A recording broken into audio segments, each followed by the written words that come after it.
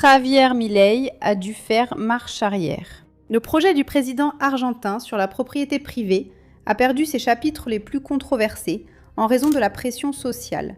Mais il a tout de même maintenu les expulsions accélérées ainsi que de nouvelles barrières pour l'État.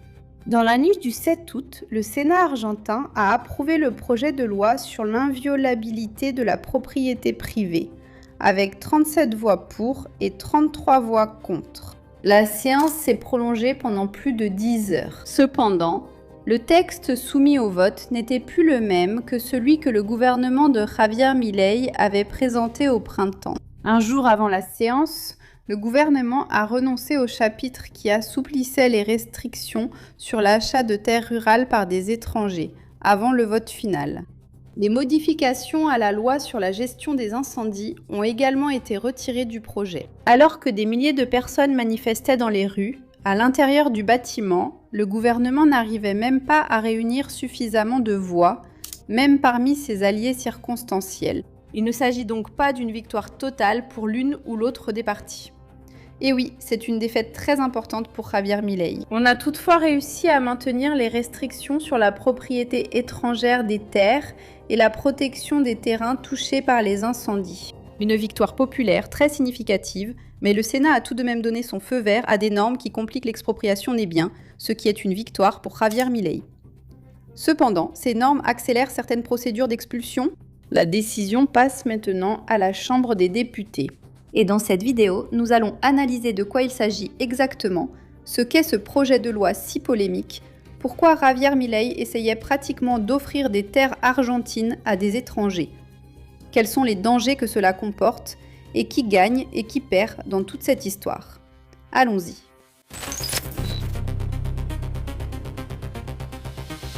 Mais avant de commencer ces vidéos d'analyse approfondie, surtout sur tout ce qui concerne l'Amérique latine, et en particulier l'Argentine, nous le faisons en collaboration avec un projet argentin appelé Vigilancia Ciudadana. Vous pouvez les suivre sur leur compte X, où ils traitent de l'actualité la plus récente de l'Amérique latine en général et de l'Argentine en particulier.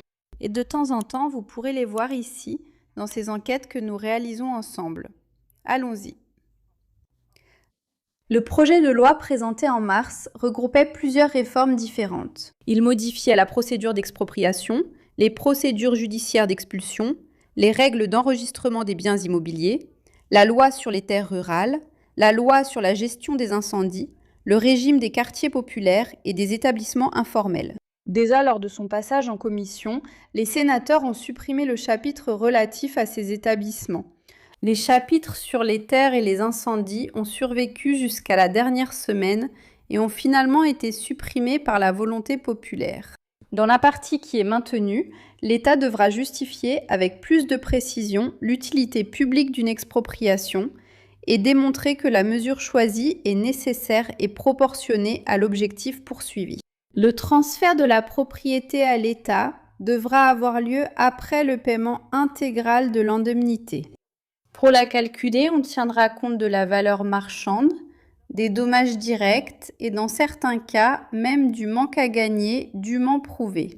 Les procédures d'expulsion seront désormais traitées par une procédure judiciaire accélérée. Dans le cas des occupants illégaux et des personnes sans droit d'usage consolidé, le projet permet de restituer le bien à son propriétaire, même avant qu'il n'existe une décision définitive à ce sujet, à condition qu'il présente les documents prouvant la propriété et qu'il prenne un engagement écrit.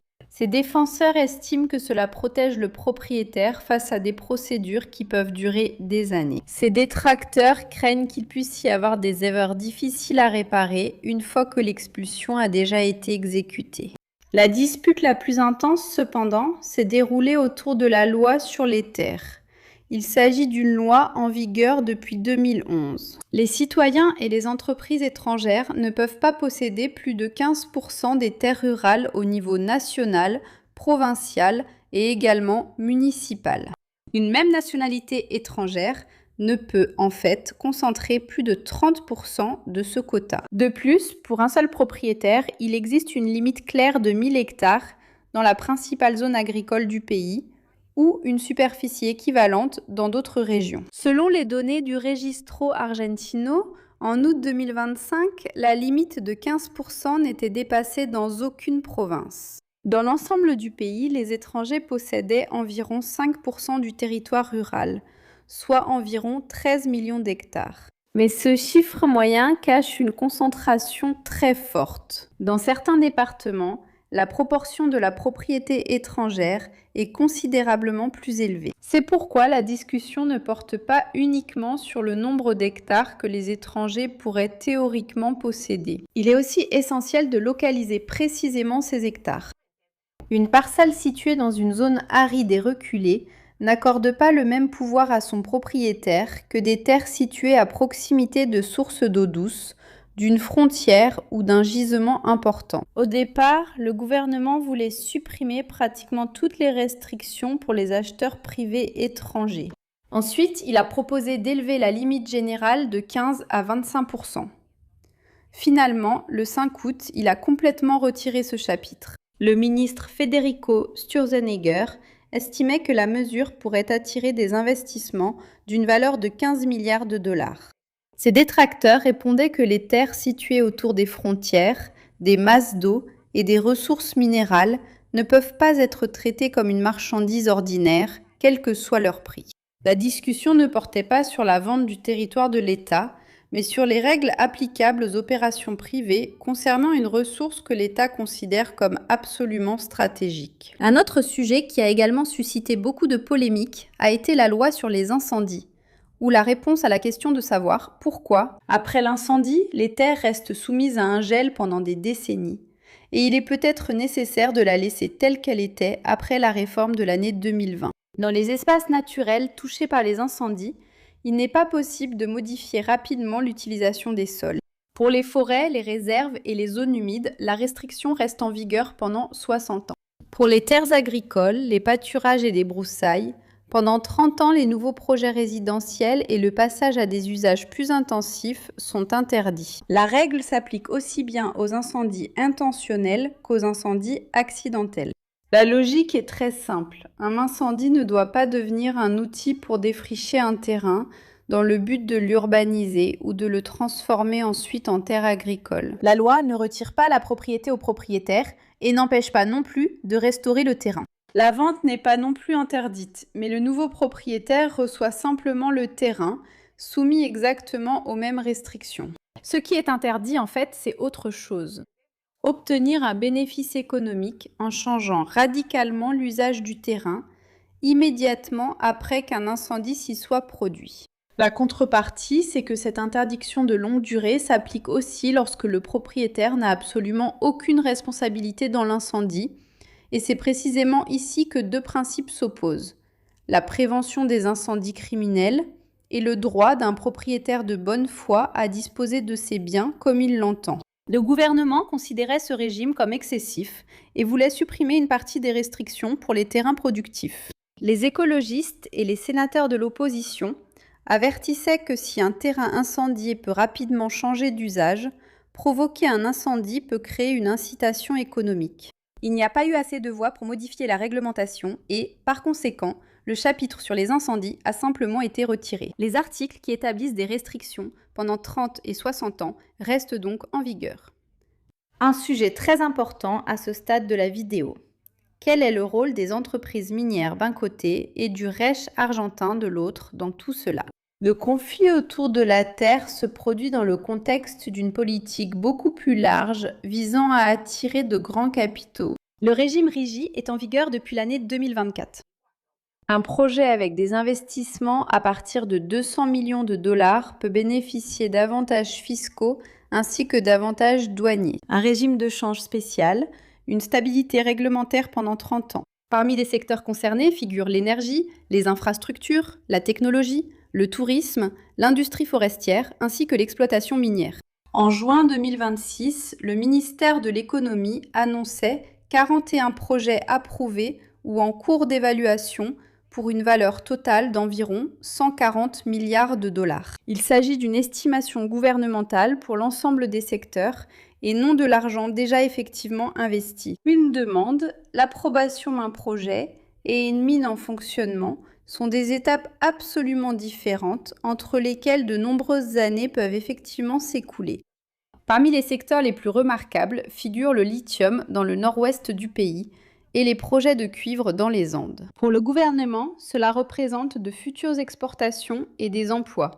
Pour les critiques, il existe un risque de consolider un modèle basé sur l'exportation de matières premières et d'accorder des garanties excessivement longues aux investisseurs. En fait, nous avons analysé cela en détail dans une autre vidéo où nous parlons de la volonté ou non du gouvernement argentin. C'est peut-être une enquête approfondie. C'est pour cette raison, vendre des terres argentines au plus offrant à l'étranger. La question fondamentale est qui paie les routes, l'eau et les contrôles environnementaux et quelle part des revenus reste dans la province. Et sans répondre à ces questions, un chiffre global d'investissement en dit très peu sur les bénéfices réels du projet pour la population locale. En avril, le Congrès a modifié séparément la loi sur les glaciers et, à partir de maintenant, ce sont les provinces qui déterminent, sur la base d'études, quels glaciers et zones de pergélisol remplissent une fonction hydrique importante et doivent donc être protégés. Cette réforme et le régime ne sont pas directement liés au chapitre sur les incendies, et il n'existe pas non plus de preuve que les entreprises minières aient rédigé spécifiquement ce chapitre. Mais les 3 décisions montrent une même orientation. Le gouvernement supprime les restrictions là où il considère qu'elles constituent un obstacle aux grands investissements. Et si ces investissements viennent de l'étranger, eh bien cela peut être perçu comme une bonne ou une mauvaise chose selon le point de vue de chacun. La principale conséquence pratique du projet qui avance n'affecte pas la Patagonie, mais concerne les biens immobiliers d'usage quotidien. Le propriétaire dispose d'un moyen plus rapide pour récupérer un appartement, une maison ou un terrain. Pour l'État, en revanche, l'expropriation devient bien plus coûteuse et complexe. L'objectif devra être décrit de manière concrète. L'évaluation devra être rendue publique et l'indemnisation devra être versée avant que le transfert de propriété n'ait lieu. Cette structure a un argument compréhensible en sa faveur. Un propriétaire ne devrait pas avoir à attendre des années une résolution pendant que son bien est utilisé par quelqu'un qui n'a tout simplement aucun droit de l'occuper. Mais accélérer les procédures augmente aussi le coût d'une éventuelle erreur judiciaire. Le conflit peut ne pas être uniquement lié à une occupation illégale, mais aussi à la fin d'un contrat, à une dette ou à une situation juridique peu claire du résident. C'est pourquoi, lors des travaux en commission, le délai de mise en demeure préalable de paiement pour les locations résidentielles a été porté de 3 à 10 jours. Il est aussi important de noter que certains éléments ont disparu du texte. Le gouvernement voulait supprimer une partie de la protection des quartiers populaires enregistrés. Le Sénat a retiré ce chapitre lors de la phase des commissions. L'interdiction actuellement en vigueur de procéder à des expulsions dans ces zones jusqu'en octobre 2032 est donc maintenue. Et par conséquent, affirmer que la nouvelle loi ouvre automatiquement la porte à l'expulsion de tous les habitants des quartiers informels ne correspond pas à la version transmise à la Chambre des députés. Toutes ces modifications initiales de Javier Milei qui ont ensuite dû être retirées du projet final. Cela a été possible grâce à une énorme pression populaire. Ce sont précisément les gens dans la rue qui ont fini par changer l'arithmétique parlementaire. En somme, c'est-à-dire le peuple argentin. Les protestations contre la loi ne se sont pas limitées uniquement à Buenos Aires. Il y a eu des mobilisations dans différentes provinces et le slogan « La patrie n'est pas à vendre » a dépassé le cadre des manifestations des partis politiques. Contre le chapitre sur les terres, des organisations écologistes, des syndicats, des organisations religieuses, des musiciens et des footballeurs se sont positionnés. Devant le Congrès, il y a eu des affrontements avec la police, mais la rue n'a pas agi seule en réalité. Les mobilisations ont augmenté le coût politique du vote pour les gouverneurs et les sénateurs, dont le gouvernement avait besoin du soutien. D'abord, la réforme de la loi sur les terres a disparu, puis le chapitre sur les incendies. Malgré cela, la majorité a tout de même approuvé les nouvelles règles concernant les expropriations et les expulsions. C'est pourquoi le résultat peut être décrit plus précisément comme un compromis forcé. Milei a réussi à conserver une partie de son projet, tandis que ses adversaires ont réussi à préserver 2 systèmes de restriction qui étaient déjà en vigueur. Il reste cependant à voir ce qui se passera à la Chambre des députés, puisque le Sénat n'a permis au projet de parcourir que la moitié du chemin nécessaire. La Chambre des députés peut approuver le texte sans modification, le rejeter ou le modifier. Si les députés introduisent des amendements, la loi devra retourner au Sénat. Jusqu'à ce que toute cette procédure soit terminée, les nouvelles règles concernant les expropriations et les expulsions ne seront pas en vigueur.